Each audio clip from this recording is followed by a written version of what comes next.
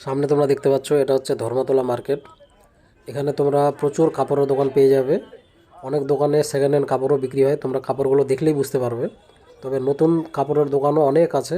তাছাড়াও জুতা, ঘড়ি, ব্যাগ ও পারফিউমের দোকানও আছে প্রচুর পরিমাণে, এবং মোবাইলের বিভিন্ন সামগ্রীও পাওয়া যায় এই স্ট্রিটের মধ্যেই।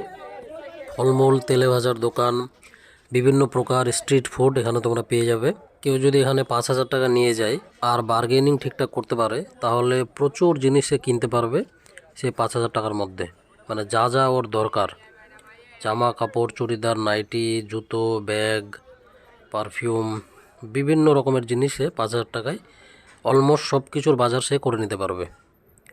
তো আমি বলবো, কারো যদি একসঙ্গে অনেকগুলো জিনিস কেনার ইচ্ছা থাকে, তাহলে ধর্মতলা সে যেন চলে যায়। এখান থেকে জিনিস কিনলে অনেক টাকা সাশ্রয় হবে। তো দেরি কিসের, তাড়াতাড়ি যাও।